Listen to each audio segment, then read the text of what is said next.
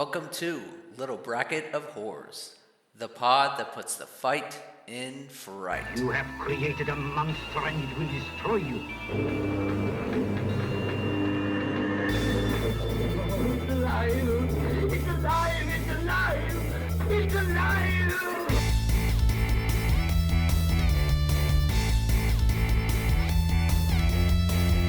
The monster has been seen in the hills terrorizing the mountainside.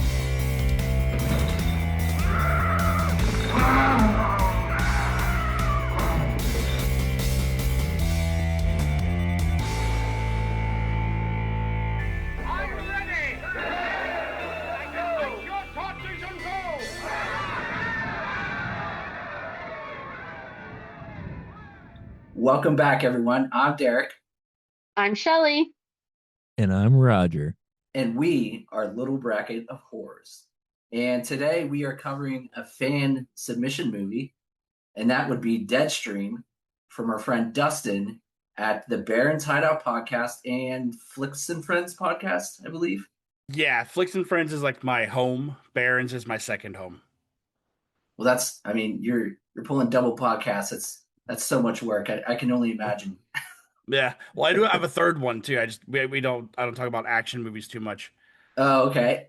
Yeah, like the third one is like, when you go to Blockbuster and you look at the first row of action movies, we talk about the fourth row of action movies. Oh, like the ones with all the awesome covers. Oh yeah. The ones with the best covers are always a little iffy. Yeah. The ones you always hope to be great. Sometimes they are. A lot of times they're not. Yeah, they're hit or miss for sure. Yeah. So just like every single guest that comes on for the first time, we have some questions so our listeners can get their bearings on them and understand where they're coming from. So Dustin, I sent you the questions. You ready to go through these? I sure am. Let me pull them up real quick so I can play along with you. Even better. Let's all be on the same page. Gotcha. So Dustin, what's the first movie you remember watching in the horror genre? So I remember walking in on my parents one night watching this movie. It is Clive Barker's Nightbreed. Oh yes, like nice. That is Clive Barker's X-Men, dude, is hands down my favorite. I don't yuck no one's yum if they love Hellraiser. That's not my thing. But Nightbreed, I'll talk your ear off about, man, because I love the monsters. I love Dr. Decker. The mask in that is really good. And Cronenberg just being this sleazy bad guy in it is awesome. But that is the first horror movie I distinctly remember watching. That's quite the way to kick it off. We covered Nightbreed, I think, second season. Yes, Lisa and I were on that episode. Yeah, it was my pick. So it was a Roger submission. We covered Nightbreed. Yeah, my dad took me to the theaters for that movie, and I saw it when I was like, I think I was 7 or 6 or 7 years old. Hell yeah, that movie just rules, man. I love when the monsters are the good guys. Mm-hmm. It's just so good. You're just lucky that you only walked in on them watching a movie. Yeah, when you said walked into my parents, I was so nervous.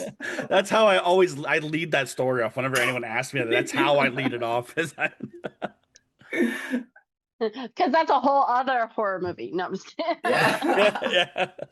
I have a first edition book, Cabal, signed by Clive Barker. It's in my other room. Awesome. And he drew a picture for me in there as well. Oh, that's cool. Awesome. Mm-hmm. That's adorable. You got a little picture from Clive.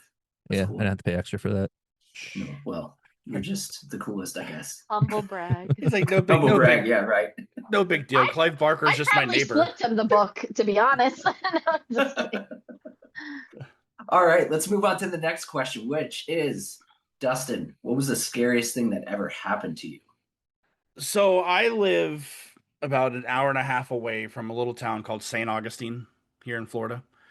And we went to a place called, it's not the Red Baron because that's Snoopy, but there was like a restaurant that was something Baron. And we were doing like the pub crawl there, we did, like everyone, when they go to St. Augustine, they want to do ghost tours. And we chose the one where you can go to the bars. And they were telling us the story of this place and how it was built by the very first mayor of the town, and he built it for this girl, and the girl ended up leaving him for a soldier that was coming in off duty. and he passed away in the house, and they had the bathtub still there, and the people who bought the restaurant or the house after he passed didn't know he passed in the tub, opened it up as a restaurant and used that tub as the salad bar. And like, Oh, oh my yeah, God. it was almost like Mildred's tub in this movie, dude. It was wild. But we're sitting here being told this story, and like, all right, you guys can go to the bar. So we walked up to the bar outside. It's me and my wife, and we're sitting there talking to the bartender, and like right behind the bartender, like when they put drinks away, how they hang them up. They have, like the hooks that are like kind of like slide over top of it. I worked in the restaurant industry for a while, and I kind of tried doing the math for this, but we were standing there talking to the bartender, and we watched a glass go right off of the rack. And I look at my wife, and I look at the bartender, and the bartender's like, "Yeah, that happens every now and then." And everyone who I tell that story to, they're like, "Oh, that's just the thing to get people to talk about it." And I'm like, if they did that every hour for business days, like the amount of money they'd spend on buying glassware wouldn't make it worth the conversation. Yeah. So my wife and I are convinced, like we witnessed something that paranormal, and I'll always talk about that moment, man. But that did scare us that night, dude, because it was pretty good. And it was the first stop of the night too. It wasn't like the fourth one where we had 5 drinks already. Yeah. So we were pretty right-minded. Yeah. No, I've been to St. Augustine. It is rife with ghost stories and haunted places. It's Mhm. an amazing, amazing city, I, especially those of us in Florida who like to make the trip. It's awesome up there. it's so worth it. Yeah. And there's a Bucky's close by, which is always a There, plus. there you have some Hell yeah. brisket on the slab. There you go. All right. So next question is, Dustin, what would you rather be bitten by? Vampire, zombie, or werewolf? So, being a zombie would suck because you start decaying, right? Like it's not fun. You lose an arm eventually. I prefer werewolves over vampires because I like the idea of a mindless beast, but I also understand that it's a curse that this person doesn't want. So Hmm. I think if I were to be bit by any of them, it would be the vampire because at that time I can control what I do with that, not become this mindless monster like a werewolf. Yeah. You don't want to chain yourself up once a month to No, negate any of the bad stuff. no, I wouldn't want to do that. Put a muzzle on my face. Yeah. No, You have to get an industrial cage I, reinforced with everything. I would just hope Uncle Gary Busey's not around. That's a movie we should cover. Silver Bullet's amazing too. Silver bullet rules. It's a good call. Next question. Who do you think wins in a fight? Jason, Michael Myers, or Freddy? I have to go with our boy Michael Myers, man, because over on the Barrens, we have a canon character named Moaning Myers, Okay. where Dr. Loomis accidentally walked in on him one day, and he's all tussled up.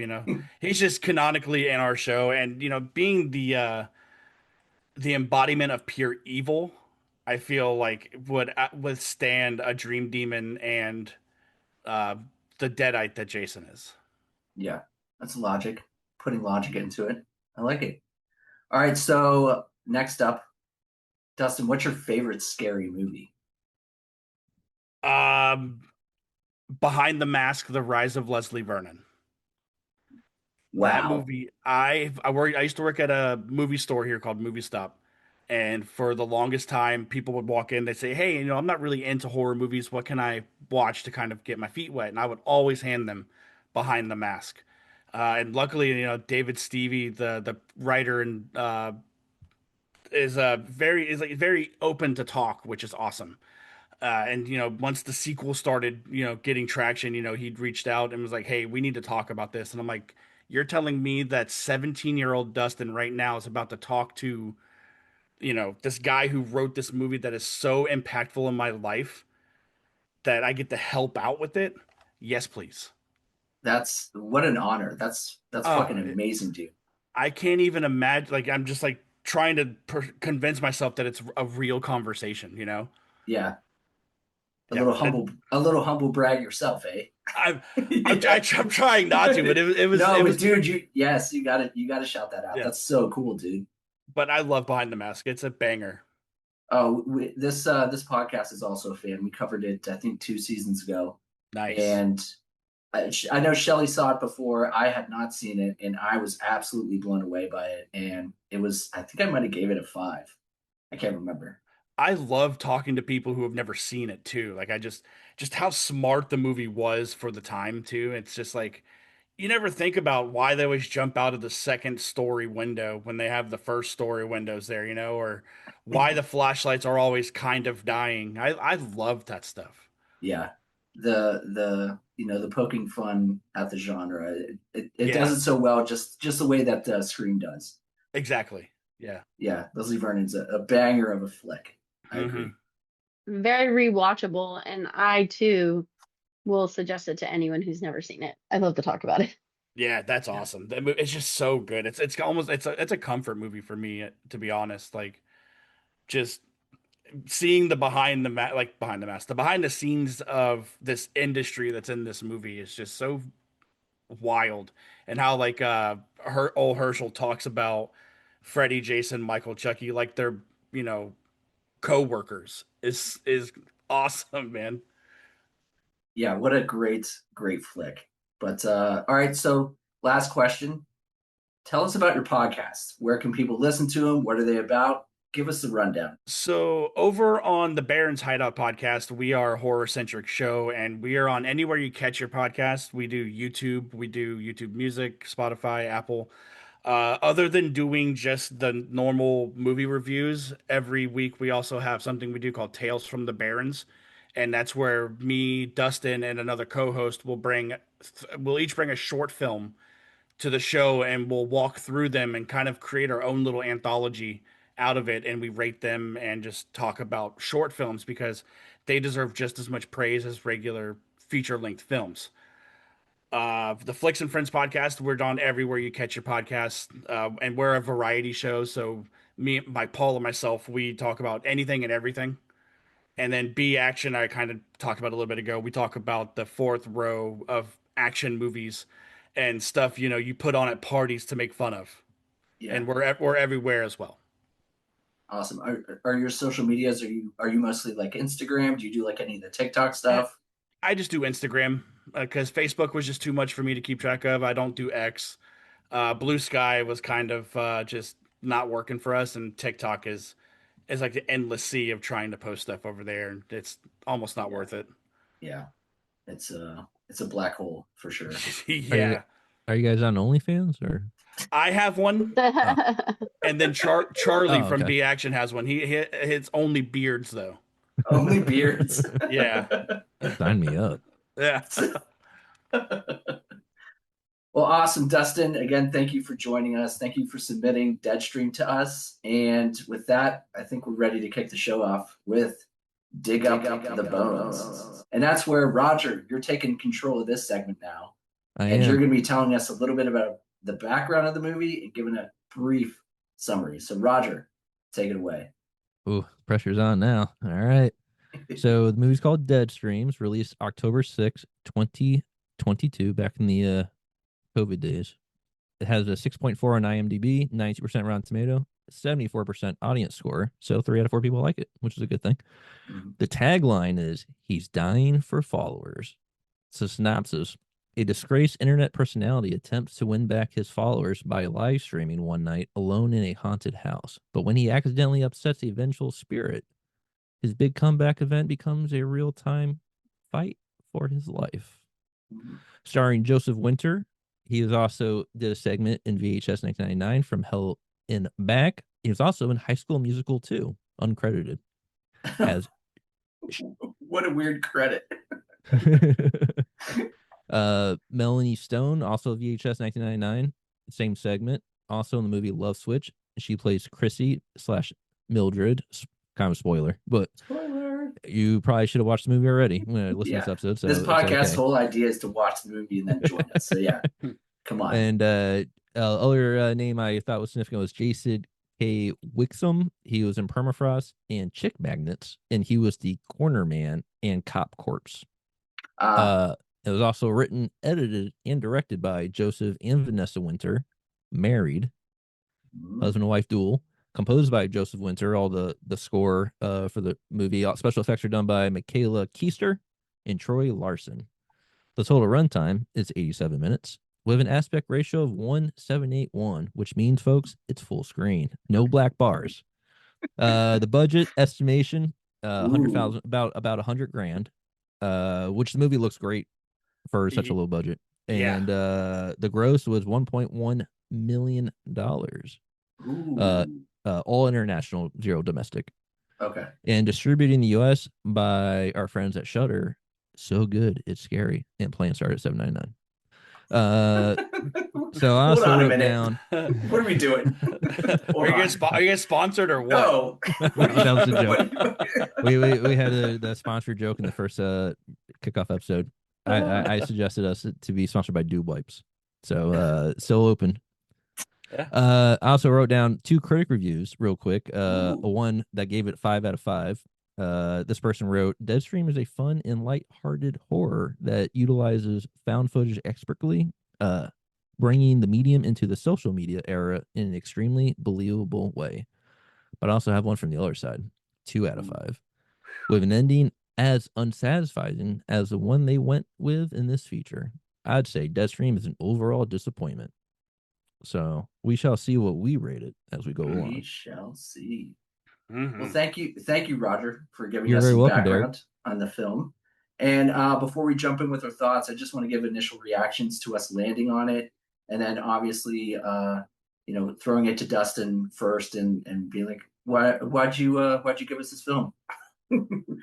Oh, because this movie is so much fun to talk about. Like we covered it, I think, like 2 years ago, and I don't know, I had an inkling to rewatch it, and I'm like, yeah, I'll just put it back on. It's a breeze, like it's an hour 20 minutes, and then you put out the polls or the suggestion box. I was like, I need more people to watch this movie if you guys had never seen it. So, Deadstream is one of those movies, just like Leslie Vernon. I will probably start just recommending, you know, moving forward because it's fun. It's lighthearted, like especially like if you have kids, like Anna on the Barrens, like she watched it with her daughter, and her daughter is like the internet YouTube phase of her life. So that's how she got her into it. Was like it's about a YouTube person who is trying to get his claim to fame back. So it's very easy to watch on different with different variables. Yeah. Roger, what was your initial reaction to us landing on it? Have you seen it before? Did you know anything? I never heard of the movie. Yes. Shelly and I were confused about who was in the movie. There's another movie that's very similar named. Yes, there is. I looked it up after. I was like, oh shit, we weren't talking about the right movie, but it's fine. Yeah. It's fine. What movie were you talking about? It was a movie that all the Terrifier people did. Like, it was another like streaming type movie. Oh, you're talking about Stream with Yes, David that Howard one. Thorne in it. Yeah. Yes. yeah. So I thought this was that. Oh. So we were wrong. It's fine. So many streaming movies, but it's fine. But I was excited because I hadn't seen before. And I like seeing new things, and I saw the early reviews, and I was like, okay, this is gonna be a fun ride. And we had my wife watch it, and we had a good time. Very nice, Roger. Oh, yeah. What about you, Shelly? I'm not sure. I've probably seen it. I mean, it's a Shudder exclusive, if I'm not mistaken. So I'm always on Shudder, scrolling, and they put out some really good stuff. So I was a little hesitant because sometimes these kind of movies aren't my favorite. But I didn't know much about. I didn't know the plot. I didn't know the actors. I didn't even watch a trailer of that. That we posted. Yeah. I don't follow our own content. Sorry. But yeah, so I was going in completely blind. Yeah, I was the same way. I was a little apprehensive just because I know how Shudder exclusives can be hit and miss. But ultimately, I was excited to get Dustin on the podcast. A new guest, and I was excited to talk about a film I never saw before. So yeah, I was pumped. We'll say that I was pumped. Well, I did look at Letterboxd and all people I follow and everything, and I actually had a lot of people I followed seen the movie already, and I looked Oh, at their scores cool. and they gave it a really good high marks already. I was like, oh crap! I guess I Yeah. was an odd man out not knowing about this movie. I hadn't seen it. It's definitely one of those diamonds in the rough because, like you guys are saying, like when you have like a Screenbox or a Shutter original, if it's not like the VHS series, like how they just put VHS Halloween out on Shutter, type of thing, like it's something you can't really like lean on saying, okay, I know it's gonna be good. But man, like when this came out, like this movie is the reason why I signed up for Shutter in 2022. Because I'd heard about it. I was like, I'm really interested. 'Cause I love found footage. Like found footage is like probably my favorite subgenre of horror because it's accessible, it's easy to make, and when the payoff is good, the payoff is really good. So I'm really glad, to be honest. Like this is all y'all's first time watch because I'm really excited to hear what you guys have to say about it. Well, without further ado, let's get into our feasting fiends. And this is where we talk about overall pros, overall cons, characters, dialogue, and then we finish it off with our favorite kills slash scares. Let's kick it off with our pros. And Dustin, I'll throw it to you first. Oh, it's the found footage aspect. Like I love this whole idea of this guy like trying to bring his get his claim to fame back, and it reminds me of a show from MTV called Fear. Did you guys ever watch that? Yes. Yeah. Yeah. That's when I seen like the arm GoPro thing, I'm like, I'm in, and like him explaining, putting cameras up in the house. And I love hearing like lore of certain things. So like he had this whole haunted story like he wanted to tell people, but over the span of 12 hours. And it's like reading the comments of people popping up as he's doing it was so clever, because it gave him time to breathe from him, just giving explanation or dumping lore. It's like him actually reacting to you as if you were there. So I love that the practicals in this are phenomenal, man. Like I love Mildred, like the transformation we get of Mildred through the whole night is really good. The other monsters we get, there she is. She's beautiful. There she is. The other monsters we get are really good, as well, especially that little kid one at the end with that other body hanging off of him. Yeah. It's phenomenal, man. Like I just love this story. Like um, very Evil Dead esque Mm. meets like Hell House. You blew my mind earlier, man, because I really want to think that Shawn went to school with the kids from High School Musical, and like the direction that their life went to the direction of now what he's doing is Oh, is no. pretty fucking Yeah. silly. What a cool pathway for him, though. Yeah, Amazing. but yeah, those are my pros. Your pros? Awesome. Yeah. All right, Shelly, what about you? What do you like about the film? Yeah, I'm gonna resonate a lot of what Dustin said. The practical effects, I will never stop advocating for that. I love the makeup effects of Mildred and her whole quote unquote family.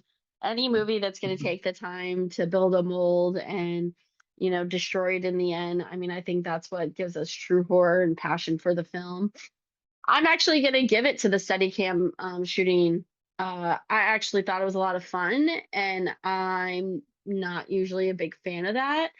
I enjoyed how it came on screen with the different cameras. Towards the end, sometimes it got a little wobbly and it was a little all over the place, but I liked how the camera flipped back and forth, and then he had the infrared cameras that he was utilizing as well. And not for nothing, to me, even though it was found footage, it was something different and new. So anytime a horror film can come along and do something that I haven't seen, they didn't have to make a lot of jokes about other horror movies. They didn't have to like parody too much. They really just came in and said, this is the concept. It's a haunted house. And they made a whole backstory about Mildred. And maybe it was a la Evil Dead, like Dustin said, but I thought it was very clever. And again, anytime a movie can do something that's a little bit more original than just coming out with Halloween 6, 7, 8. No Yeah. disrespect to Halloween. Yeah. I'm here for it. Not I don't know if we have more than one Deadstream out there, but I'm okay with a one and done sometimes as well. I know like it leaves it open a little bit, but I thought it was really good. Nice. All right, Roger, what about you? All right, the pros. The movie is. I'm a big fan of movies that take place in like essentially a single like room or a couple rooms. Not like there's not a lot of setup, especially when it's a good, well thought out and well written. I like that. Story's simple, easy to follow. I like the effects. Practical effects were great. Just doing on around $100,000 and doing what they pulled off. It looks better in movies that cost 10 times that. Overall story is good. I like the poetry by Mildred. Oh, fan. I thought it was good. There you are. The pony still. She would be Uh, ecstatic to know that.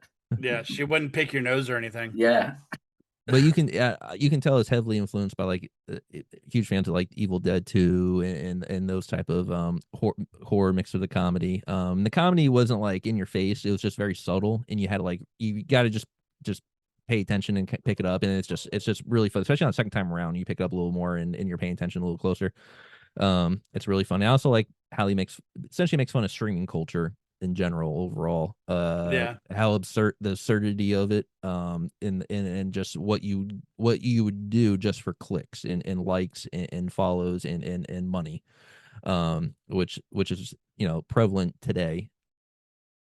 He goes does the craziest stuff in the beginning where I absolutely hated him. It's funny because I Sure, watched this yeah. movie in the first 5 minutes. I told Lisa, I was like, I want to turn this off. This kind of sucks. But then once he gets to the house, it's fine because you just but that was the whole point of it. And I thought he did that really, really well. I was like, man, he really pulled like an emotion out of me. I did not like this guy. Then the end, I really liked him. I was like, you end up rooting for the guy to Yeah. try to make it through the night. But it's really good. Let's see what else. Is there anything else? Look at the creatures is good. Nighttime setting, and I think that's it really. Um, Okay. for Well, me. good job. Good job, Roger. Thank you. So I'll jump in with my pros. I felt like this film came with a certain level of like authenticity when it comes to those content creators. A lot of those people are extremely insufferable. Like, comes to mind the Paul brothers. My son watches this group called Unbreakable, and they're just loud and brash and just annoying. So like right away, like this guy was just grating on my nerves. And I thought that was extremely authentic to what that universe is. I mean, everyone touched base in it, but that really stuck out to me right off the bat. I was like, I hate this guy, and that is because I hate most of these guys. But other than that, I really enjoyed Shawn's soundtrack.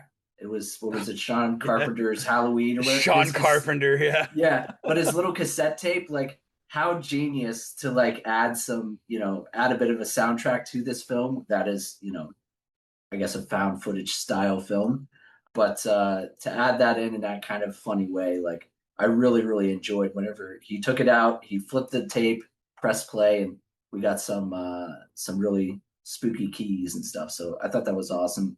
Also, Shelly said it, and you did as well, Dustin. But the camera setup, that contraption on Shawn that had like the GoPro on his head, but then it had that like arm that came out and it was like a selfie style shot that was on him to get like his reactions. I just thought it was so smart of them to do that style. And then obviously with all found footage films, if you can give me a steady cam shot anywhere, perfect. So Shawn setting up all these GoPros in different rooms and duct taping them to the wall I was like, all right, I'm going to get some nice, easy shots, and it's not going to be all dizzying to me. So I thought the camera work was really, really well as well. And also, I rather enjoyed the chat segments. I think some of the best dialogue was from the chat, and we'll get into all that later. So I really enjoyed the chat as well.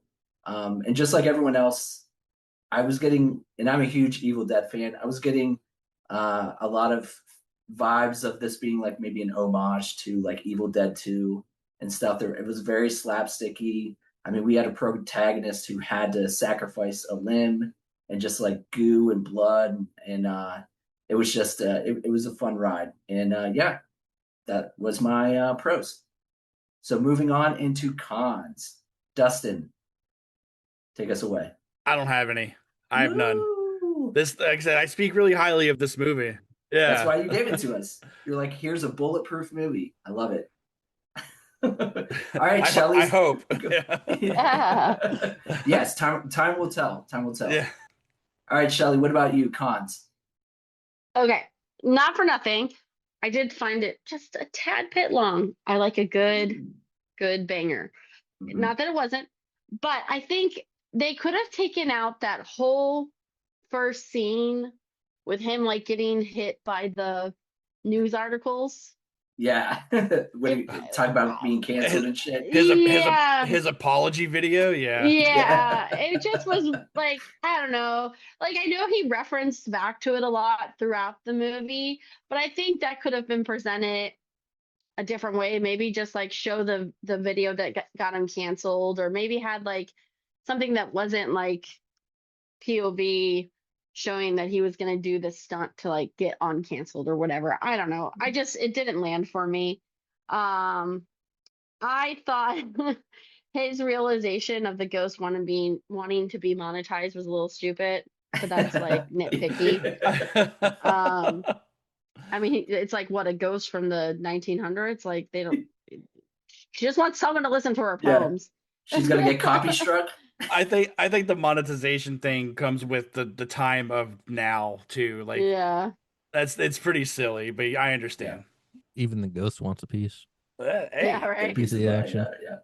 And these are all a little nitpicky. I could have used more shots of the infrared camera screens so that you got more of that, like you could see everything that was happening. Like I said, I think they did steady cam and found footage very well, because I've watched some movies.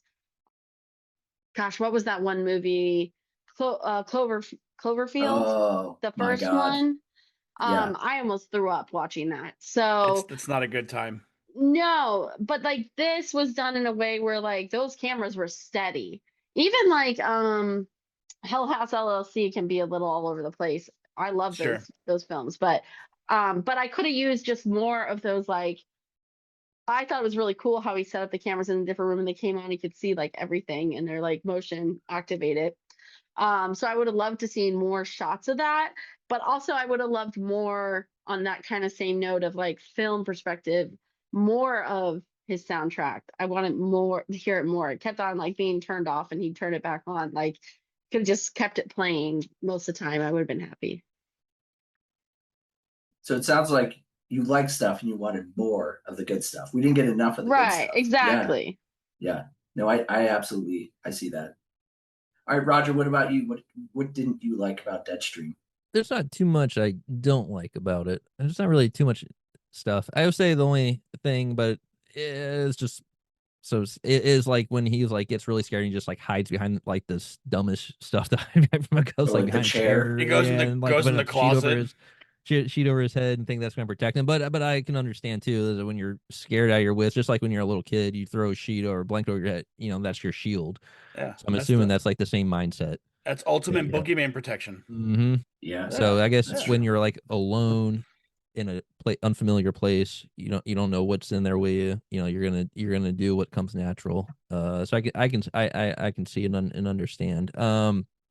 There's not too much. There's the movie overall is pretty tight, because from the setup to the middle to the end, it all works very well, and there's nothing that at the end of it you're like, you're not second guessing things. You're not like, oh, well, they never explain that or explain this. It actually, if you follow along, they explain everything, and not all movies do that, and this one does really well in an hour and 27 minutes. And sometimes the most basic premises turned out to sometimes be the best movies.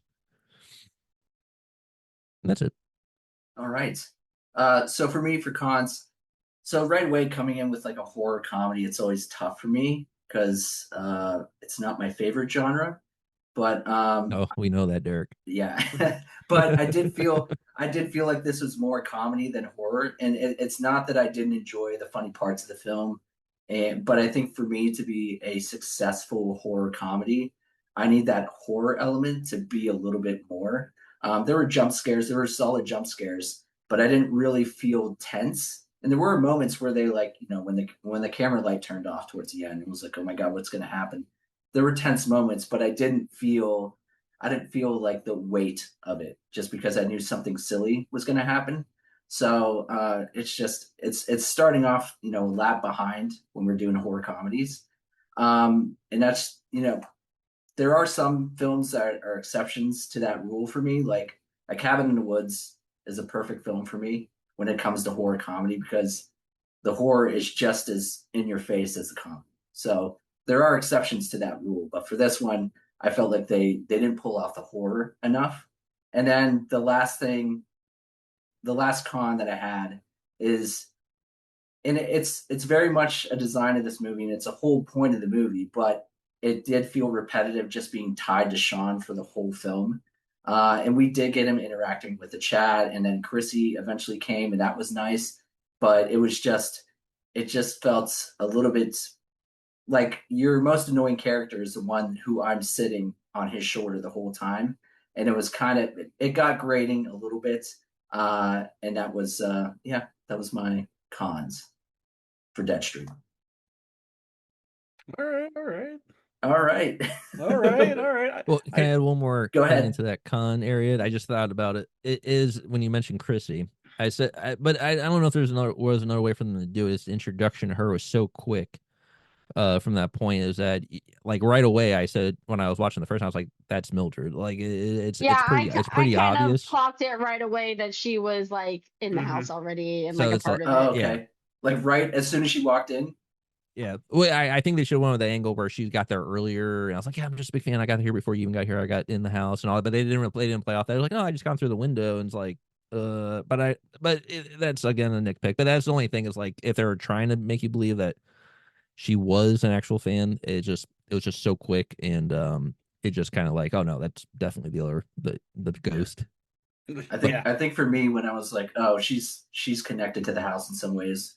I think the first time they walked downstairs and she was like, she had the GoPro and she was like his, the eyes in the back of his head, and she just like disappeared out of nowhere. And I was like, there's something up with this lead. And it was like maybe 3 minutes into her being introduced. Her disappearing around the corner and scaring him was something I would do exactly like that if I was in a haunted house or something else. Yeah, So yeah. I relate. I'm like, oh, I would do that shit too. So that's not anything too obvious or Yeah. too against character. Yes. All right, so let's move on into characters. Let's go. Let's sift through this laundry list of characters. Dustin, give us your thoughts. Oh, I love the chemistry between Chrissy and Shawn in this because, like, it's exactly what you want it to be with the oil and water. And, when you get the big reveal of her being a ghost, like, she's been leading him through all of this house and, like, him being as gullible and as desperate as he is to regain his, monetization or just make money off of what he was doing. He's gonna want to do whatever she does because, like you guys are talking about, when she walks down into the basement, she goes, "Oh my God, Shawn, look at this." And Yeah. pulls out the chest. That's like you clock it then too. You're like, okay, there's something that she's up to.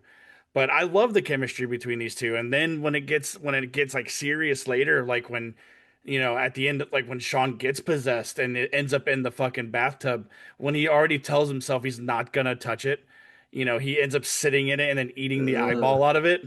Oh my God, dude. But it's great, man. And yeah, Shawn is super annoying when this movie starts.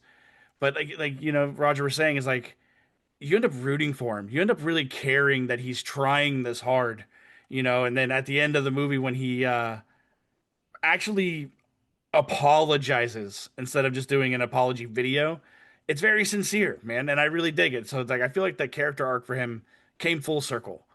But I love the chemistry. The oil and water is a ton of fun. It's like Shawn and Chrissy are kind of using each other for their own personal like gains. It wasn't like Yeah. it's just like streaming. It was streaming is that like in the beginning when he was in trouble with the bum fight, like it's like exploitation is like Shawn's finally getting exploited, doesn't know it yet, but it kind of it's double exploitation because she wants to be famous or get herself out there, and he exactly wants the same thing. He just wants to stay famous. Hmm. So so it's a good back and forth. Yeah. Well said. parasitic relationship between those two. Yeah. No, that's great. Very parasitic. Shelly, what about you? How'd you feel about characters? I loved all the monsters. I also loved all the people who popped on the screen to give them tips and advice. Yes. Oh, like Um, that, like the That's grandma. Grandma's Yeah. great. I like when the first kid pops up and he's like, that kid's like 12. Yeah, what are you, 12? What do you um and like especially the lady who translated the Latin, and then the little girl was like, can I help? And I'm like, what are these people doing? But I love that aspect of it.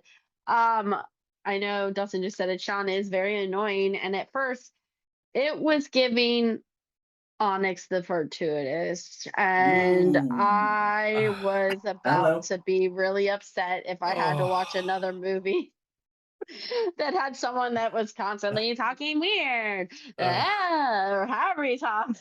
Onyx is that movie. If I have it on, my wife knows something happened during the day that I needed to come down with.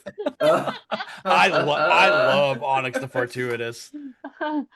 Meatloaf, I do anything for love, or whatever he says. I don't know. I I don't just know. think I don't know. I I don't know. think they were cut from the same cloth. Sure. And I can see anyone who that. listened to the Onyx episode knows how I feel about that. So, Yeah. um, that was my thoughts on it. Again, I love Yeah. the monsters and the people streaming with them. So, To piggyback on Shelly talking about Onyx, Dustin, I checked out why your are we Onyx episode piggybacking? because I want to give Dustin's podcast a shout out real quick again because I listened to your episode on Onyx like a month or two ago. Oh, Fantastic awesome. episode. So people do go check out Darren's podcast, the Barrens Hideout. So, and exactly like you said, you guys covered Deadstream too, and I saw that as well, and I almost listened to it, but I was like, I want to know Shawn's opinions for myself. I don't want to get spoiled, so Sure. I'll check it out after this. Oh yeah, thanks, man. Yeah, I don't know. go. Oh, you got me. I fell right into the trap. How dare I? But yeah, for me, Chrissy was awesome. Chrissy / Mildred, because we got these two parts, and it was fun when you became kind of aware of what Chrissy was, and she was connected to the house of like how her demeanor was slowly changing, and then for her just to leap at Shawn and start gnawing on his neck was just like, oh shit, like we're getting physical here. This is getting really real. So I was a big fan of her, and then the way Mildred looked was just like exactly how you want a ghostly woman from the early 1900s to fall and just annihilate Shawn. So she looked really good too. And my favorite ghoul was a shout out for characters. My favorite ghoul / monster demon was the kid in the bedroom with the appendage because it reminded me of Malignant with Gabriel. Yeah. Little Gabriel. Yes, I was like, oh look, it's a bigger Gabriel, but it's still a little Gabriel on his side. I was like, and it looked really good. Like when the kid turned and it was like mobile and stuff. I was like, that's a great ghoul. So yeah, those are my thoughts on the characters. I'll have to show you guys later. I have a picture of my Gabriel. Ooh. Yeah. Can we share it on socials or too much? Too much. We'll see. We'll see. All right. All right. So with characters done, let's move on into dialogue. Go Derek, ahead. you didn't ask me about my favorite characters. I I chimed thought in you on went. Dustin's Yeah. talk. Okay. I'm so sorry. I thought you went when you Uh, were talking to Dustin. let's go back to Roger Cam here. Okay, Roger, shoot it back to you. We talk about Chrissy. I liked a lot. Agree. I like that. Cause they kind of. I was trying to put it together. It was like because they talked about her before she committed her suicide, that she was kind of a social outcast, and watching it again, I could see like her like playing these tricks on Shawn and kind of being kind of annoying and to him a little bit and trying to like take over a little bit. I could see like I'm not saying like she's just not very say socially, she's a little socially awkward like she was back in her olden times, and I like they kind of put that into the character a little bit if you're kind of watching her a little deeper. Also, my favorite monster is I like the corner man. I like Okay. mystique about him. Like he's kind of like the corner boogeyman in your room, and he actually exists. They didn't go too much. I don't think they went too much background about him, like why he was there, where he came from, or whatnot. I know they did like with the other, like the cop, the guy that comes back as a cop, and Mildred and a couple others, but I really like that, especially when he took over the weapon and started stabbing Shawn with it. After Shawn stabbed the corner man, he took it and you see it from his view, just stabbing Shawn with with Oh yeah. with the spear cam. Yeah. yeah, Yes. spear cam. And I thought that was pretty good. Yeah. And Shawn, like Dustin was saying, like you hate him, then you like him, and it's that love hate relationship. Is that just to the core that he's a good person who's just trying to, for that little slice of fame and fortune that's out there that everyone, wants to get lust for, especially in the nowadays digital age. And shout out to Shawn's Nintendo collection in the background at the very beginning. If you zoom in, I told Lisa, I was like, I can name almost half those games just from like the blurriness of it. I was like, I can just tell the label and the coloring what they are. Cause I used to collect NES games and NES systems myself. So I was like, oh, he has a nice little collection there. Little fun tidbit. But that's it for characters. For characters, I'm so sorry that It's I okay. almost I cut you know off I know I'm new My this bad. season, so you might forget that I'm here. All right, so now with characters done, let's move on into dialogue. Dustin, any lines you want to talk about? I think my favorite gag in this movie is when Shawn and Mildred, it's like right after they're like the big tussle at the end after he gets possessed, and she's sitting there talking to him about how she's gonna kill him and all this and that. And he's like crawling the fuck away, and then falls down the stairs. And as he's falling down, he's still talking to the chat, and he's like, "All right, chat, I'm gonna get away." And then you hear Mildred up there. She goes, "I'm coming to get," and then she goes, poof. Because you hear her fall down the stairs, and you hear her go, "Oh." After, dude, it is so silly, but it's shit like that I really love about this movie. And I have to shout out, there's Potato Launcher that we meet in this, and then most importantly, Meat Cam. Oh I yeah, love when he duct tapes the cam to the Slim Jim and holds it up, dude. It's yeah. so good. It's so good. But yeah, that's my favorite like gag in this movie is the fall down the stairs. It's almost pretty. every almost everything had a cam. I was waiting for him to put one on his drink, but we never got that far on his Thunder Drink energy cam. drink. Yeah. Yeah. All right, Shelly, what about you for dialogue? Fortunately, went to go listen to my part, and then I wanted to shout out, and then I started cooking dinner and I ran out of time. So I don't have anything written down. I think I was gonna whatever the little girl said when she was like, "Can I help?" And she goes into a few things, but I feel like whatever she said was pretty funny. So that's why I was trying to write it down. But yeah, Was there that was the a little lot of good. girl? Was that the little girl in the previous paranormal No, investigation? she's talking about when No. the mom that translates, she turns the camera around, she goes, "Shawn, please don't die." Oh Yeah. yeah, yeah. Yeah. Yeah. There it is. There it is. Thank you, Yeah. Dustin. Thank you. Yeah. I was in the very beginning part. I'm like, something she said was really funny. It's like, Yeah. so, anyways, there we go. I'm no help, but it's fine. No, we dug in and we found the gold, so we're good. Thank you for being a part. Thank you for being part of the podcast. Anytime. Hell yeah, Roger. What about you, bud? I wrote down two specific lines of dialogue. Well, one line dialogue, one user who was watching the typing in the corner, because it's fun watching the second time because then you can kind of pause it and kind of like read it. That goes by so fast and some of it, so you can watch it multiple times and just pick up new stuff, which is kind of fun. Yeah. So the first one is actually said by Shawn, which cracked me up both times I watch it. It's like when he first enters the house, he's looking around, he's like, Shawn, 10 minutes in, you already have swearing and drugs. There should be a strike rule. There should be exactly. 3 strikks starting after the first one. After this one, yeah. Shit. And Forget that one. Yeah. Strike 2. That is funny And, and that was a running gag too, because he was keeping track when he was like strike 2, like Shelly. Yeah, he goes, said. So Shelly, you're such a C. Yeah.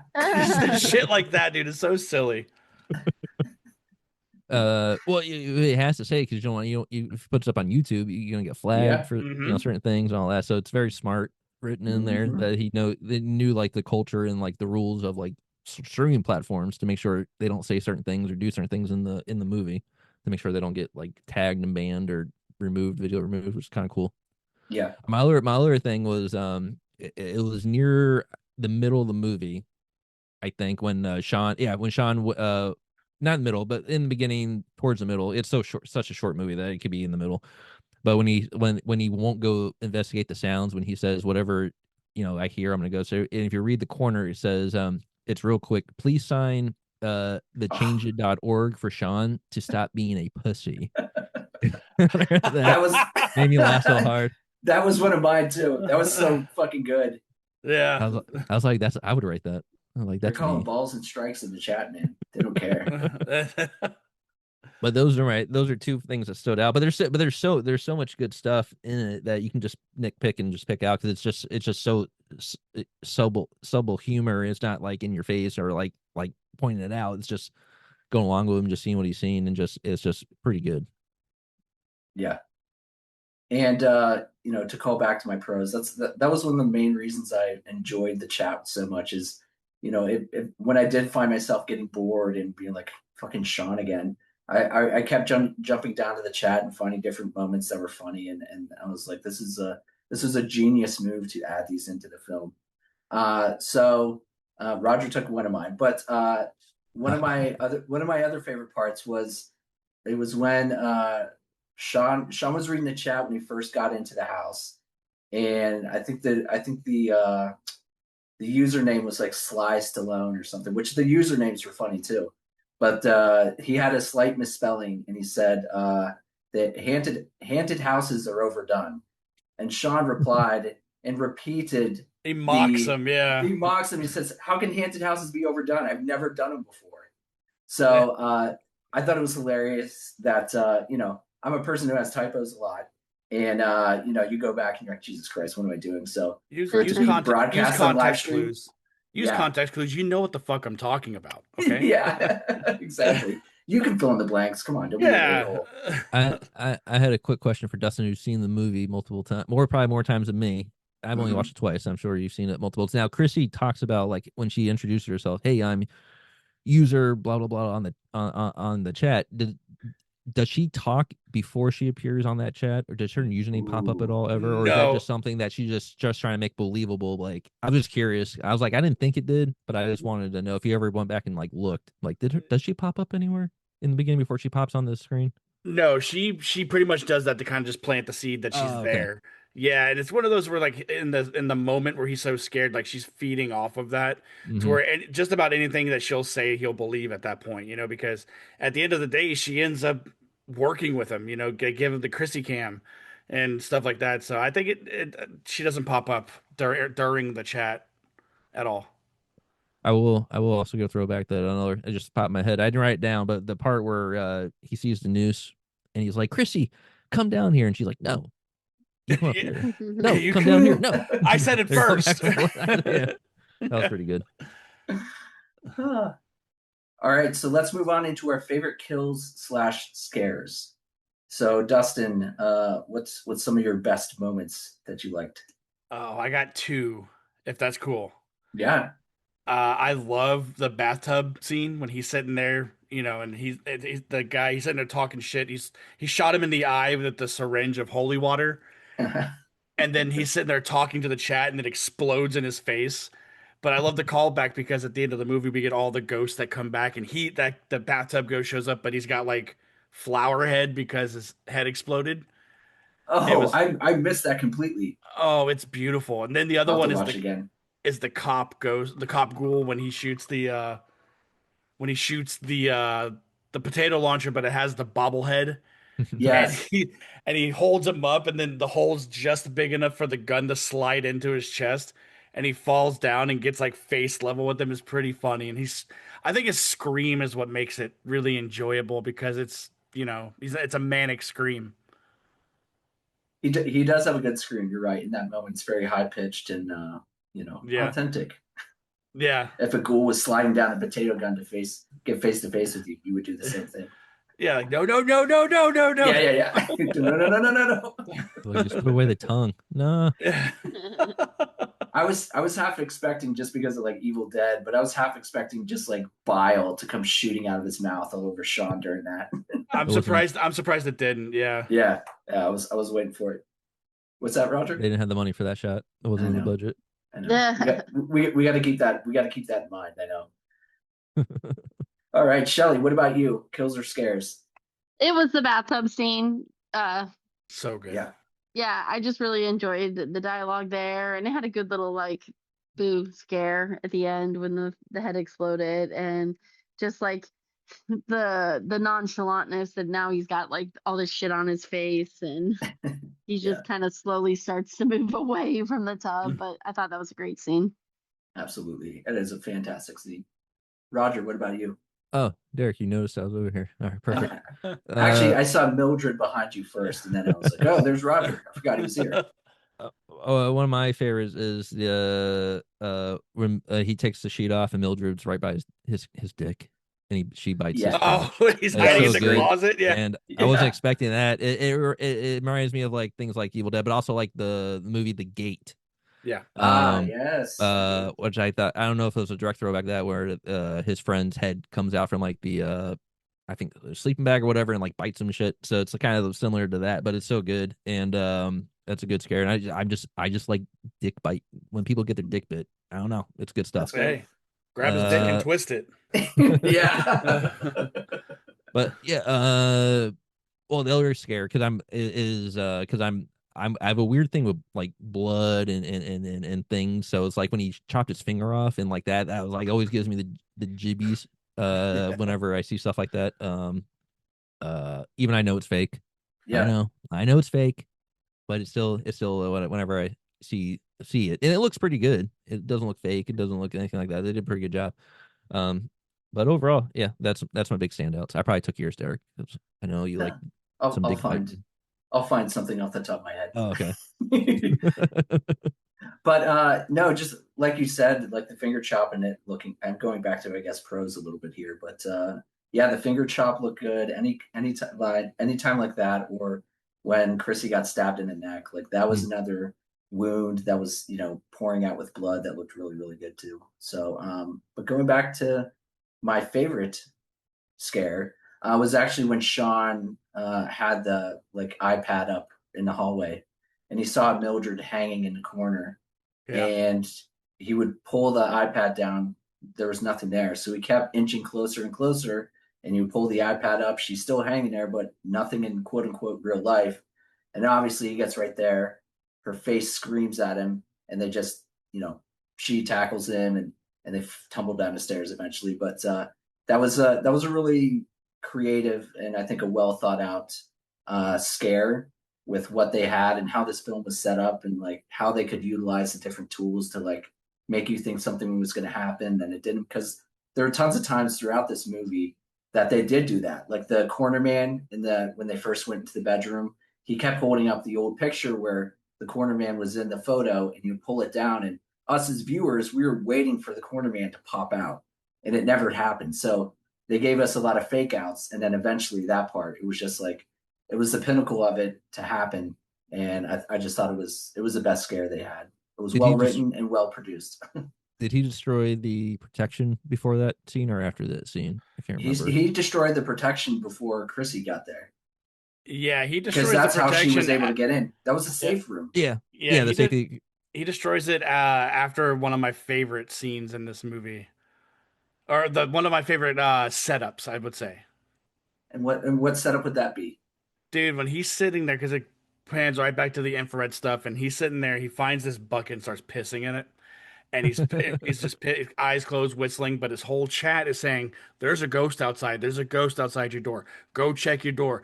Right behind you, like all this and that." And he finishes up, and he gets what he's doing. He sits back down at his computer, and he starts realizing what the chat's saying, and he goes, "Ah, you guys are lying. This, I'm gonna go back to this exact moment." And then he goes back, rewinds it all, and that's the first time he runs into the closet and he sees the sigil and he goes and he fucks it up then. But the Yeah. callback, dude, is later in this movie when he has Mildred taped down with duct Yeah. tape, Yeah. doing the ritual, and That's the real hero of this movie is the duct tape. the duct tape, yeah. but then she like bests him and gets him on the floor, and she puts a rag over his face Oh, I and know. waterboards him with the fucking piss I was like, bucket. is this Guantanamo Bay? Dude. Jeez, spill the And, secrets. but to like Roger's point, like this movie has a lot of really good like setups early in the movie, and then the payoffs. You're like, oh, because they did that late. They did that earlier in the movie, and then that's my favorite one because he's sitting there like, it's just fucking piss, dude. It's so I gotta funny. do something with that big bucket of piss. I'm just waiting for it. Yeah, Something's Why'd you gonna go happen. dump it out? I know. Oh, fantastic.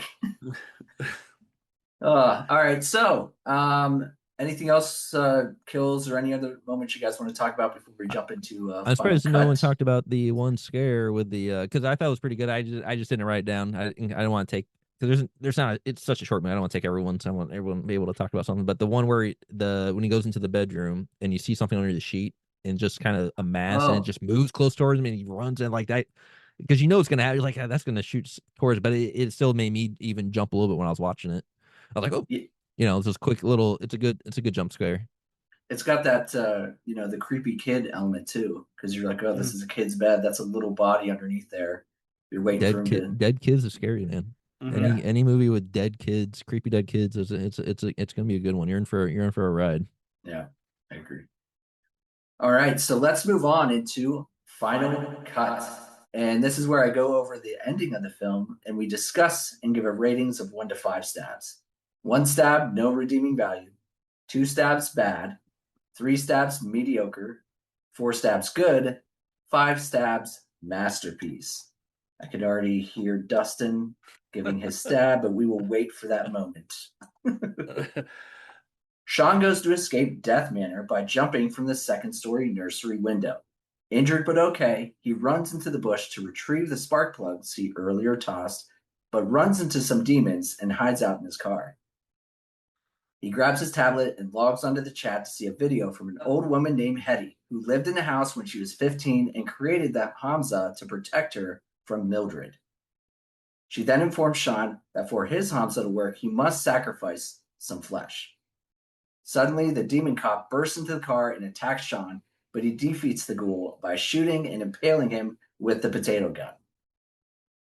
Grabbing Mildred's journal from his pocket, Shawn finds the unholy hand of power paper and deduces that Mildred used this to sell her soul to the devil. Reading more of her poems, he realizes Mildred doesn't want a family and she wants followers. So Shawn sets back to the house to demonetize Mildred. Right after, he flips over his Shawn Carpenter's Halloween cassette tape. Back inside, Shawn makes a spear and fills a syringe with holy water before grabbing a meat cleaver from the wall and heads upstairs to find Mildred. First, he goes to the safe room and sees that he is still streaming and has a clunky yet heartfelt moment where he apologizes for his past mistakes. Shawn then creates a spear cam and goes hunting for Mildred while reading out her poetry. A ghoul emerges in the hallway, but when Shawn goes to attack them, the spear is stolen and it's used to stab him in the knee. He escapes through a room and his light on his camera turns off. We hear Mildred whisper to him that she wants him to meet someone. When a light turns back on, Shawn is in the gross bathtub with his eyes colorless. Possessed, he starts dunking his head and eating a random eyeball until he smacks himself and declares that he is the influencer. A ghoul then pops out of the water and Shawn subdues it with a syringe of holy water, and then its head explodes, casting goopy matter all over Shawn's face. But the money, Go that's the ahead. money shot, Derek. That's what we It call in is. the I business, mean, the money shot. for those of us who are evil, who are deadites, that's what we came for, right? That's Yeah. right. Goop in the face. All right, back into the final cut. All right, so in the hallway, he uses the poetry book to bait Mildred, and the two tussle into the floor, with Shawn eventually striking Mildred in the head with the cleaver. He then takes one of his GoPros and puts it on Mildred's head. She soon rises and turns on Shawn Carpenter's Halloween soundtrack and heads to the safe room to find Shawn. He surprises her and smashes her with a chair and tapes her to the floor.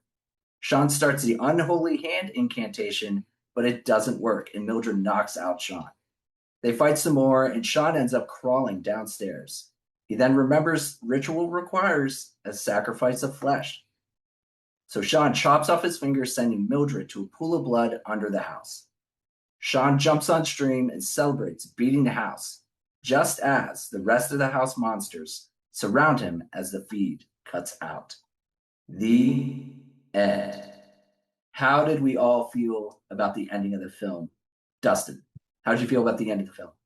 I love it because we're told about the ending of the film as soon as he gets to the house. Because he has that stupid shirt that says on October 23rd, Yeah. one streamer went to this house.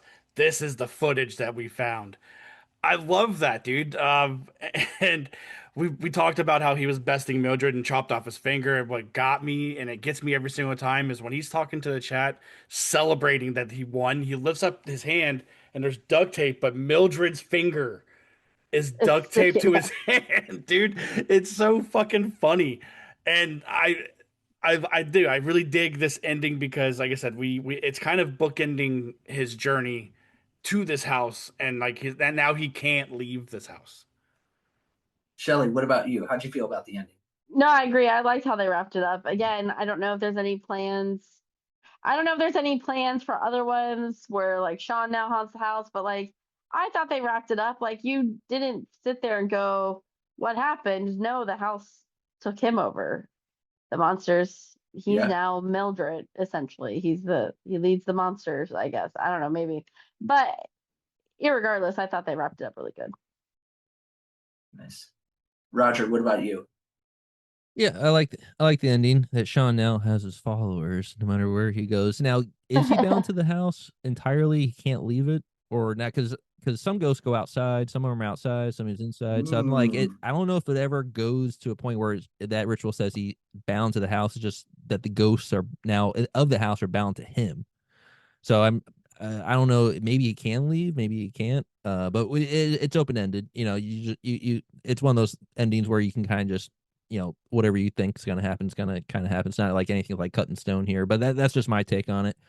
And my other thought when the movie was over is like when I think about Mildred and her character and the way they talk about her early on is that when she took her own life and she was kind of bound to, she never left the house, right? They built the house for her. She was a social outcast. She never left it. Now I would assume that at that time she bound whatever spirit was in that house or around that area to her then already when she was still alive. So was Shawn at a point in that she took her own life because of that, because of the constant hauntings and the ghosts that she got her audience, yes, but then over a course of time, it drove her insane because they're always around her and always haunting her, and that's why she killed herself. They never talk about why, so that's what I took from the movie is that's the reason why she killed herself, and I can see it to a point where Shawn's going to do the same thing, where he's going to be followed by these ghosts, and it's going to drive him to a point where he's just going to take his own life, and therefore then he will be bound to that house.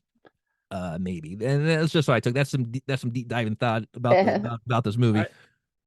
I think Shawn and Mildred are two different types of people, though. Like I think Shawn would be fine living with them. Like they're just as annoying as he is at that point. Like I'd like to think that the ghosts ended up killing Shawn, and that's how he's bound to the house now, is because it's not his physical body anymore. So especially now with having the ritual done, he can't leave. Yeah. Unfortunately. But imagine letting a Shawn ghost go. Like what would he do? Like who would he heckle? Yeah. He would really be a Deadstream. There it is. Bum, bum. That's probably his job now is dead streaming. That would be the sequel where he's still stream but as a ghost, and like from Mildred's perspective, whoever comes into the house and he's the one haunting them, it's just reversed. That would actually be kind of. Actually, I'm gonna write that down. That's a sequel. The cameras are still set up. Copyright. Yeah, the cameras haven't gone anywhere. That's true. Yeah, that's a good point. Derek, do you have an extra 100K for Roger to borrow to make Deadstream 2? I wish I did. I have a kitchen I'm remodeling, so now I'm strapped at this time. Giving some background information. So for myself, there was a question, and you guys kind of touched on it, but there was a question at the beginning of this film that Shawn posed as is Mildred the one that's in power, or is it the house? that's in power? Like, which one is the evil entity that's controlling things? And I thought with the way that the film ended, it made it clear that this house was running the show, and Mildred was just a victim slash appendage of it. And I thought it was a question answered and wrapped up nicely. And yeah, I thought it was a solid ending. I was glad that Shawn did not walk out of there unscathed.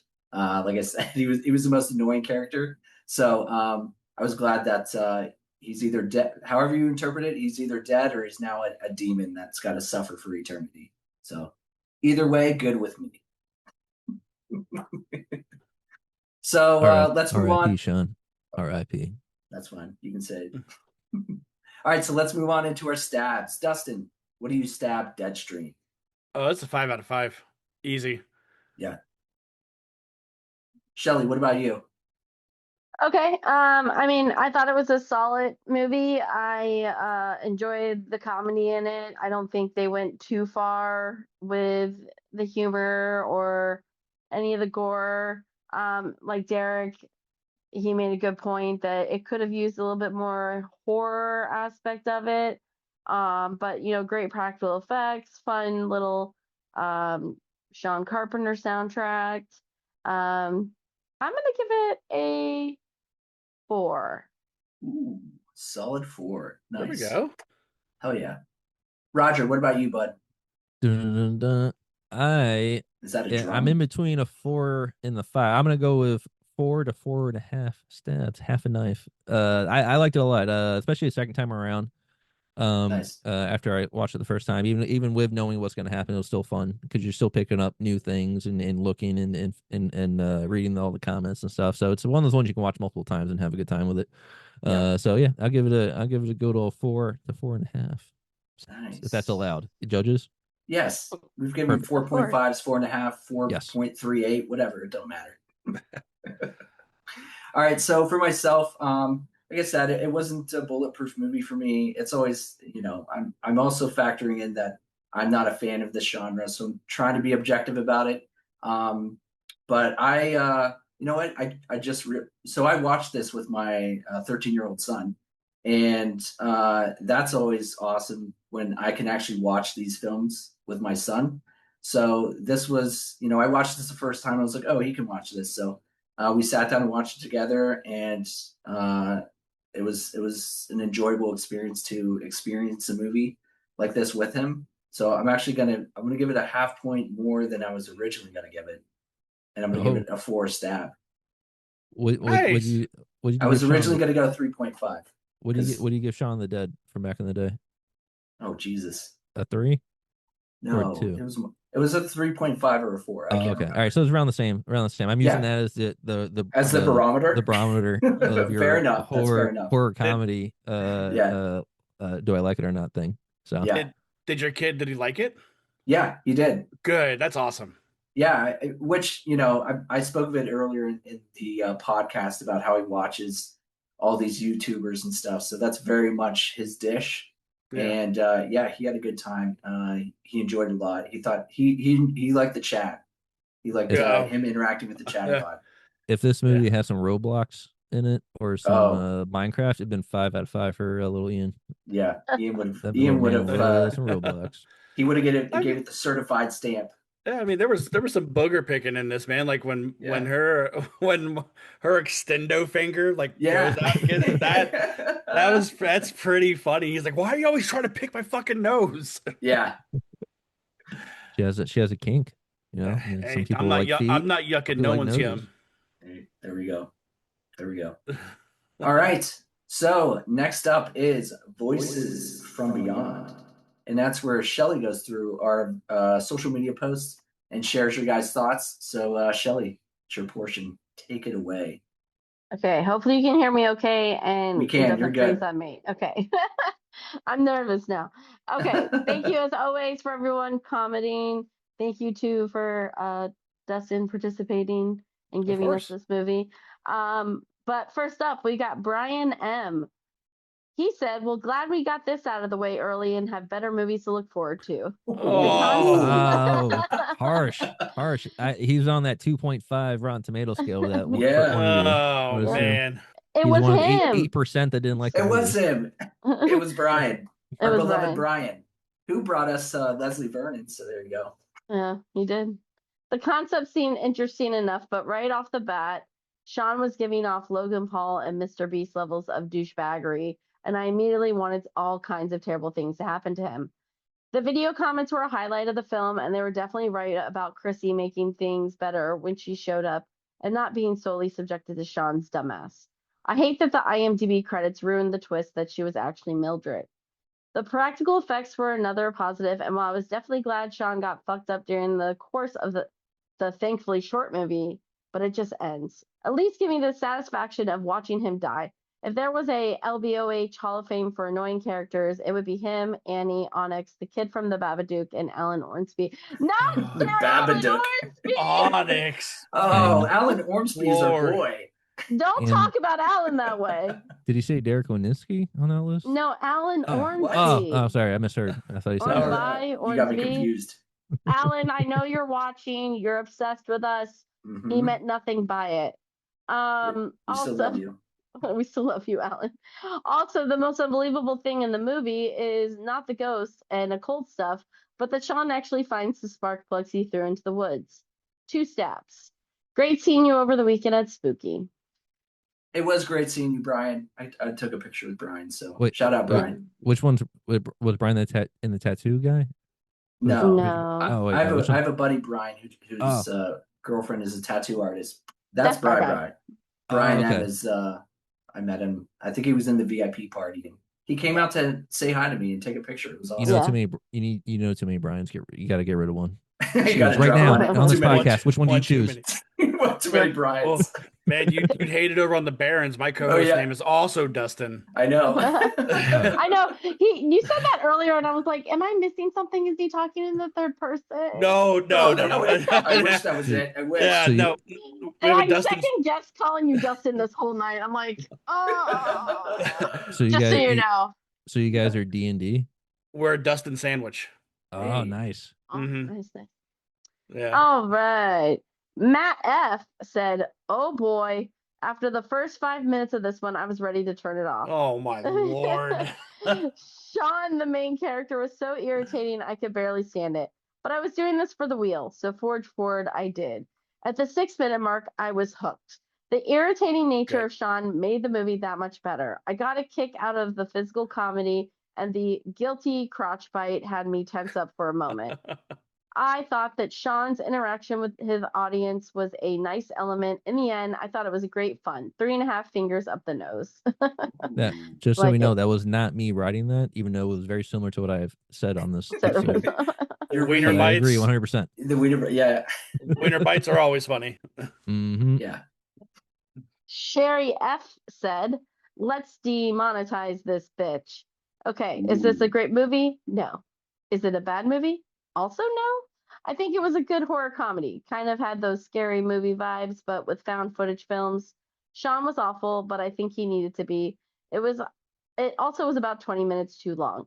I wouldn't go out of my way to watch this, but probably wouldn't turn it off if it was on the background. 2.5 stabs. And then lastly, we have Lisa R. Was honestly a fun watch. It had some genuinely funny moments, and I liked the chaotic energy throughout the movie. The main character was annoying in the exact way he was supposed to be, and some of the practical effects and creepy moments actually worked really well. That said, this movie really needed to wrap it up sooner. The concept was strong. Sherry and Lisa Yeah, just like what? copied their notes. An Yeah. hour What and the 20 hell? is still pretty short though. I thought it was an hour and 40. No, it's I'm an gonna- hour. You said Yeah. 80 minutes, right? Like 87 minutes? Yeah, I think it's 87. Yeah. I thought I it was said longer in on the beginning. Was Shudder. anybody paying attention to what Roger was talking about in the beginning? No. I said the runtime. Why I think it was 88 did we 88 minutes. listen to you? Hour and 27. I don't know. It felt longer to me. The concept was strong, but it started dragging itself out, and by the end, I was checking how much time was left. It felt like they kept repeating the same beats instead of tightening the story up. Overall, entertaining and definitely had personality, but it would have hit harder with a shorter runtime and a cleaner ending. 2.5 stabs out of 5 for me. I pulled it back up, and Lisa R sounds like a very insightful, beautiful woman. I just want Oh to my point that out. god. But Oh my gosh! Shut Are you going to up. do this every week? Yes, every that'd episode. be the running Shine your gag. wife. But the runtime is 87 minutes. So an hour 20, hour 27. Hour and 27. Yep, it's short, Yeah, short that's and sweet. short. Yeah. For an example, Masters of the Universe, which we saw yesterday, was double that runtime.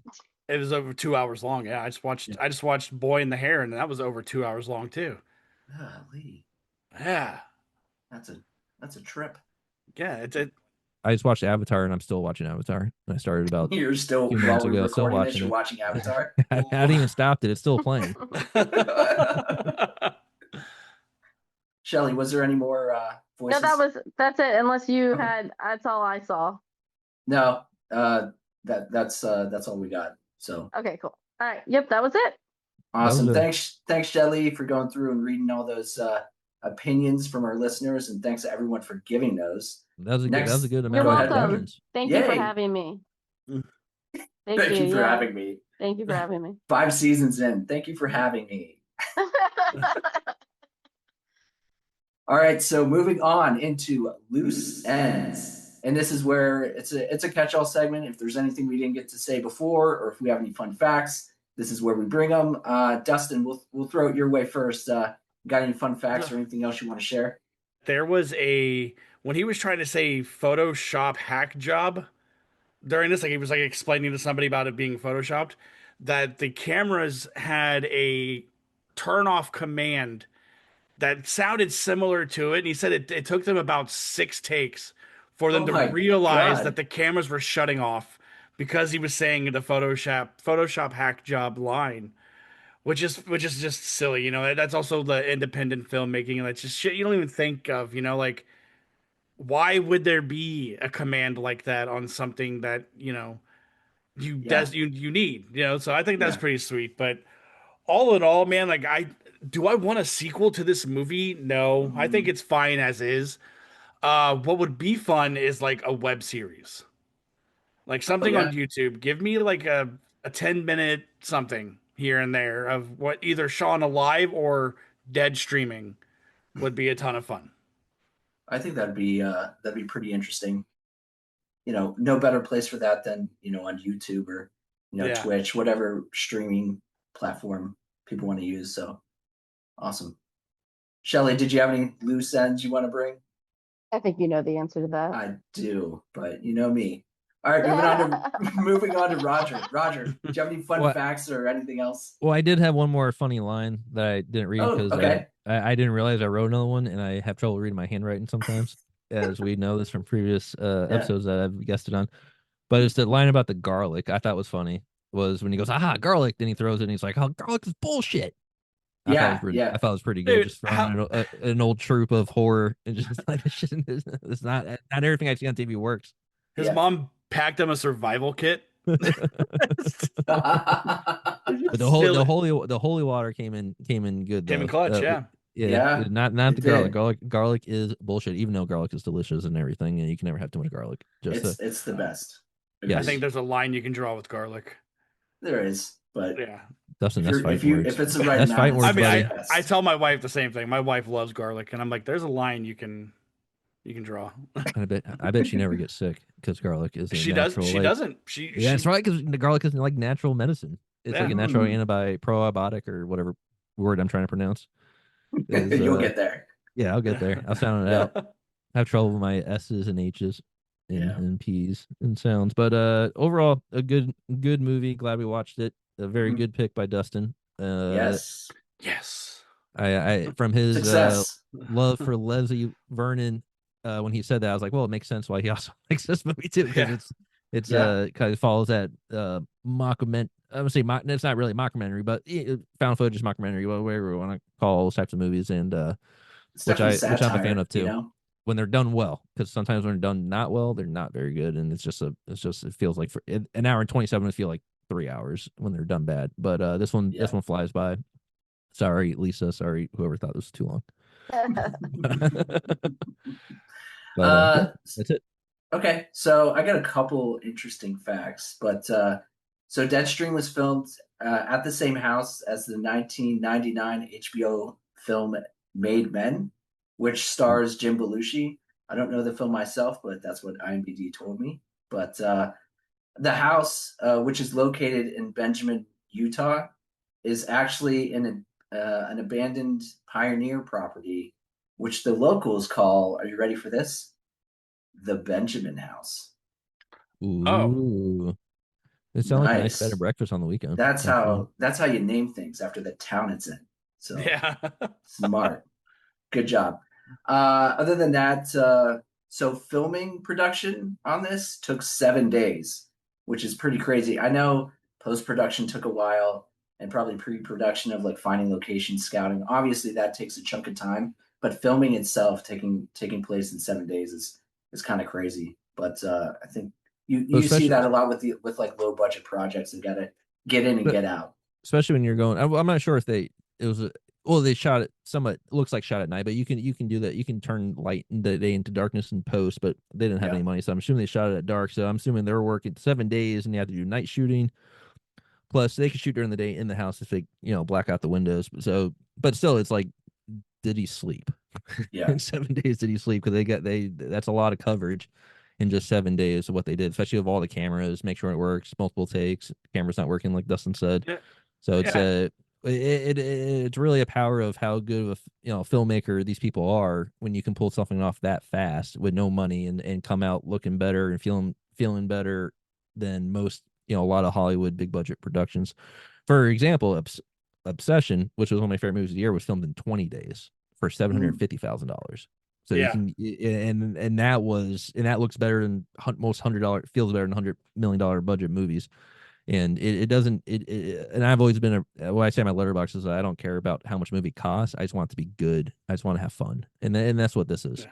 Yeah. Yeah, and to your point about him no sleep and how good it looks and the workload, it's like it's not just the director's hat that he's wearing. Like we spend 80% of this movie with him, Mhm. so he has to keep that energy up. It's just awesome to think about, like when you see independent film like this, like he wants it to succeed, and it's very obvious that he wants it to succeed, with all the work and the how compacted everything was. And yeah, like with it being like with Obsession being over set with it being $750,000, and same thing with Backrooms. Like what's cool is like this revolutionary like era of YouTube filmmakers. So it's almost like it's happening, like it's with this movie, like these YouTube filmmakers with like Markiplier and with Iron Lung and all that, like all these low budget independent movies being successful. Like this, I feel like this was like inadvertently the catalyst for that, because it kind of like poked fun at that to kind of Mm. like I feel like it motivated people more than anything. 20 in 7 days, everyone has to be all into Yeah. Yeah. the director to the people doing the makeup to the wardrobe and catering, if craft service, whatever that was, probably just combos and lemonade, but yeah, because you're Beer not and getting pizza. paid. You're not getting Craft paid. services. These people aren't making millions of dollars. They're barely they just do it for the love of it, and you Yeah. can feel that Roger in the movie. McCraft macaroni and cheese. Yeah. Okay. There you go. Yeah. Not the Velveeta. Kraft. Not Velveeta. Yeah. We don't want that. We don't have that in the budget. Yeah. All right. With that, I think that's a good way to wrap up our discussion on Deadstream. So next, And to is wrap that up this Joey stream, Becker? full circle So moment. with that, it's time for Wheel of Death. And this is where we have to firstly and foremostly replace Deadstream on the wheel. Moment of silence for Deadstream. Thank you. All right. Can everyone see Oh. that? There's No, nothing I see- else to say. I see No. absolutely not. Now I see it, Derek. I see it. Okay, great. Oh, I had to So- scroll. First, we got to go to our master list, Ooh. and we're going to spin from our master list and find the movie that is replacing Deadstream. Here we go.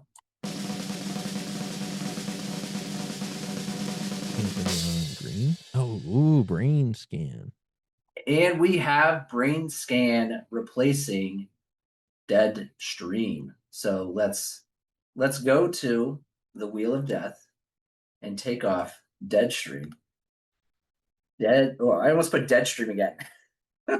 Hell yeah, do it again. Yeah. So Scan. good. He's watched it twice. Yeah. Scan. Brain All right. scan. Exactly. Just make up your own names for all these movies, Derek. Yeah. Let's just confuse people. See, I told you about the misspellings, and here we are.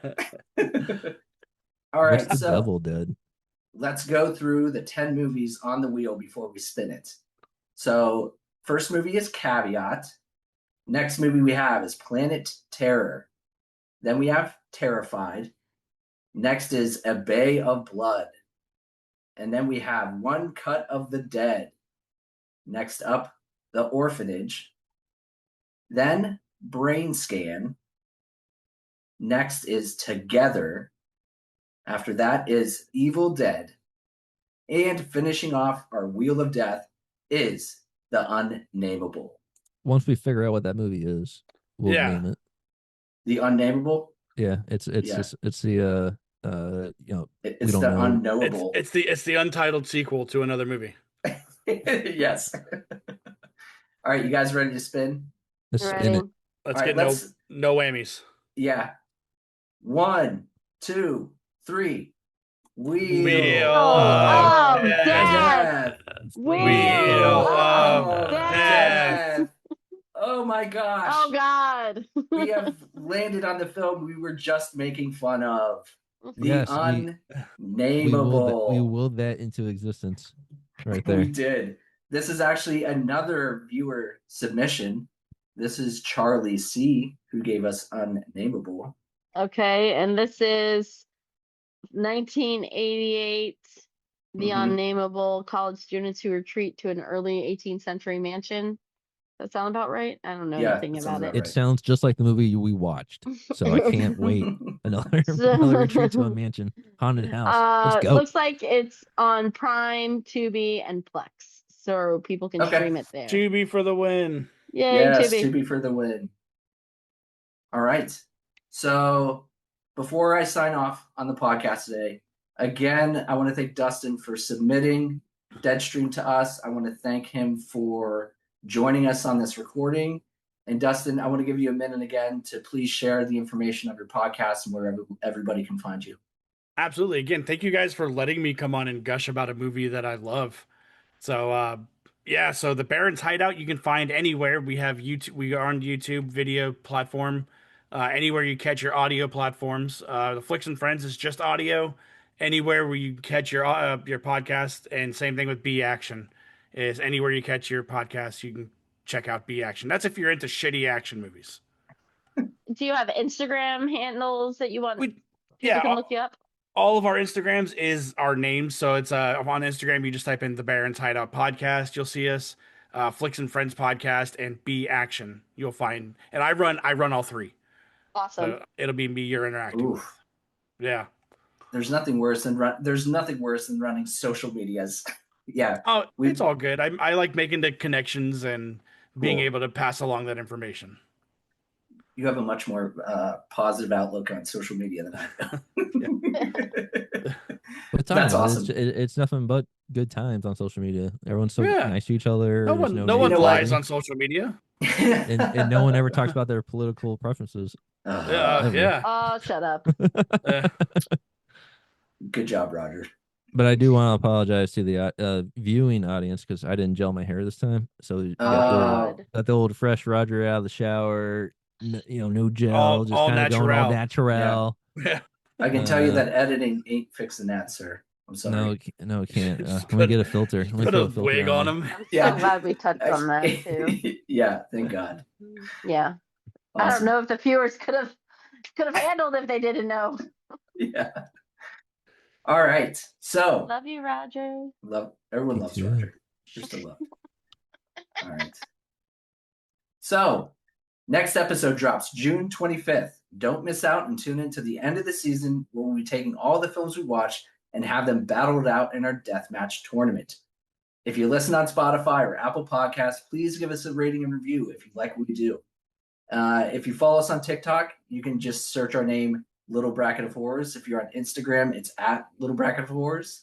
And Facebook is the same as well, just type in Little Bracket of Horrors. I see Roger's kissing Mildred there. Oh, no. Very weird.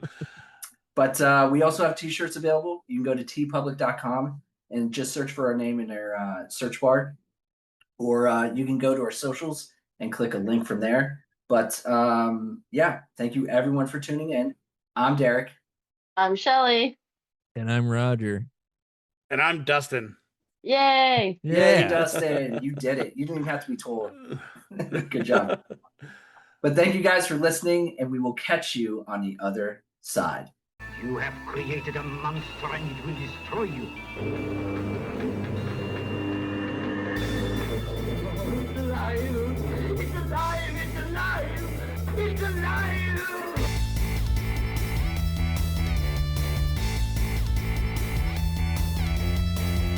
The monster has been seen in the hills terrorizing the mountainside.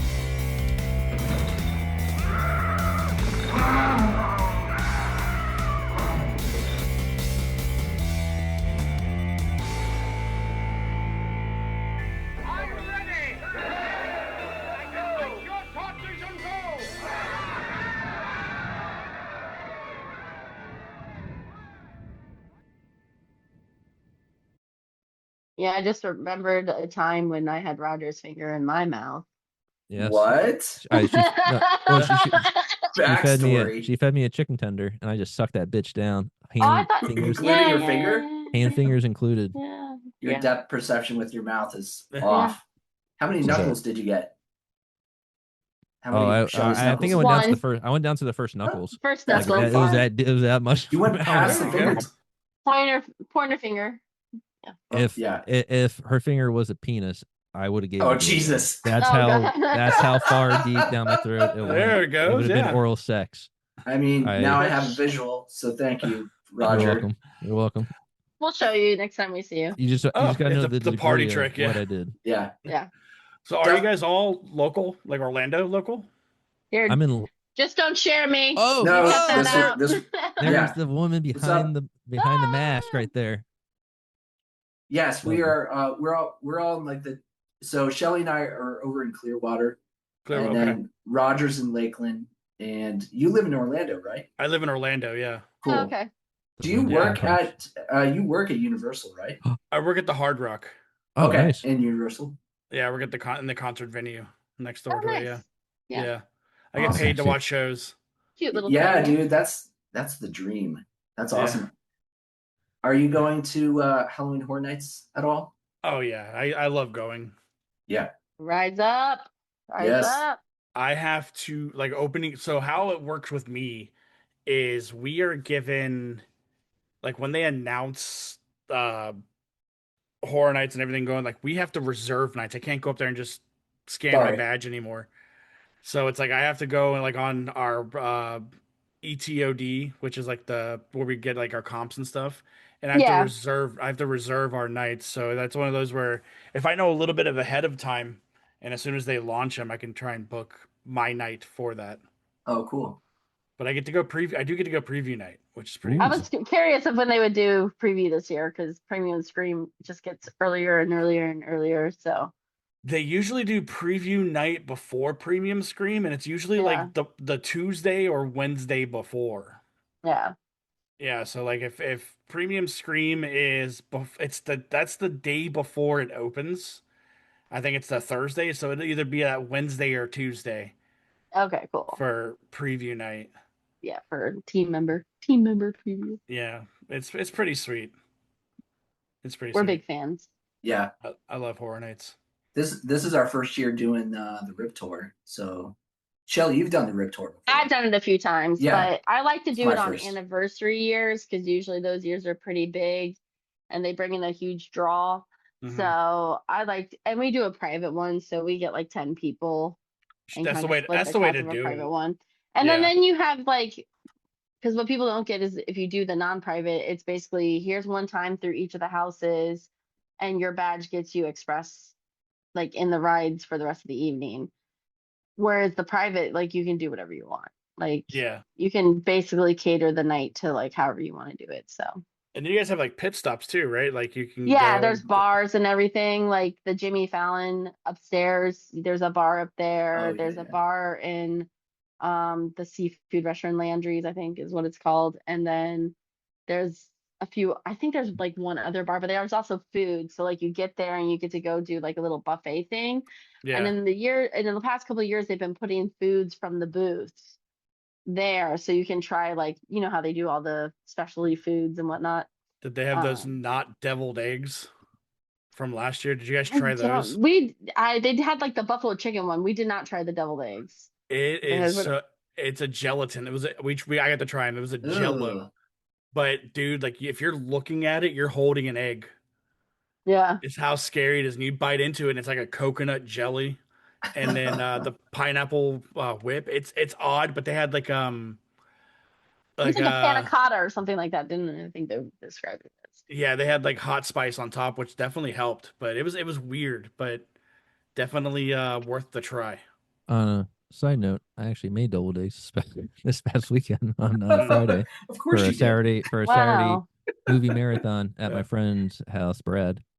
What We just is your movie marathon? Just a bunch of grandmas? The fuck, deviled eggs? damn right. It is every time he has them, I bring something entirely different, and I don't tell him. And it's always a surprise. So we went to Top Gun Maverick at AMC, the IMAX in Orlando. Me and him and another guy, and he wore a deviled egg T-shirt. So I looked for inspiration, That's and I saw it. I was awesome. like, I'm gonna make deviled eggs. I, That's the I have a sign. question. How many Yes, hours did you watch movies together? we went from 9 a.m. to midnight, and it's And straight.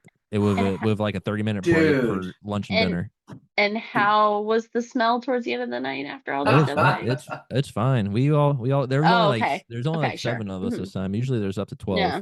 Yeah, But no. Sold things out of it Oh, I was anyways. gonna say my face is No, on this. This whole thing yes. is that it is. Sorry. Yes. It's good. My so, God. good times. Dude, all right. Sorry, I don't want to. That's enough egg talk, I All guess. right. Let's I'm talk about actually hot gonna dog for 30 I'm gonna minutes. actually drop because it's Yeah. 30 minutes past my bedtime. So Good night, Shelly. Love you, Shelly. Awesome. Nice Bye. PJs. bye. Boop. Yeah, Dustin, I'll definitely I'll send you a message when logistics are figured out. Even if I run away for a bit and run over to the Hard Rock, I mean it's right there. Just to say hi, shake a hand, Yeah, We'll figure absolutely. something out.